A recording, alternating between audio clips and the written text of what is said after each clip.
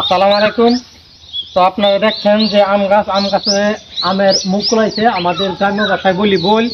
তো আমের মুকুল যেন পড়ে না যায় এই শুষ্ক মৌসুমে আমের গাছের গোড়ায় পানি দিতে হবে।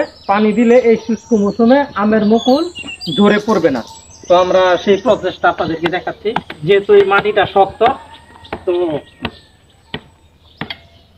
নরম করে নেব কিছুটা, এইভাবে কোবায়া।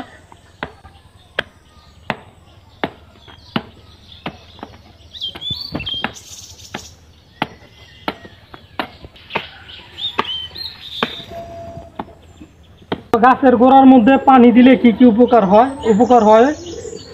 আমের মুকুল ঝরে পড়ে না এবং ফলন বেশি আসে। গাছের খাদ্য গ্রহণ সুবিধা হয়, কারণ শীতকালে মৌসুম অনেক শুষ্ক। এই জন্য আমের গাছের গোড়ায় অবশ্যই পানি দিতে হবে। তো আমের গাছের গোড়ায় অবশ্যই পানি সকালে অথবা বিকালে দিতে হবে, তবে সকালে সবচেয়ে বেশি ভালো।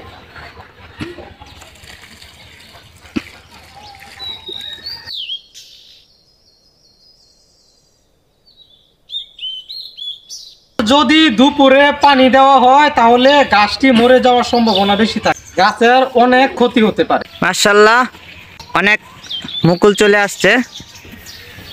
তো প্রতিদিন গাছের গোড়ায় পানি দিলে আমের মুকুল কম ঝরে পড়ে আর ফলন আম ভালো হয়, আমের মাঝে পোকা ধরে না।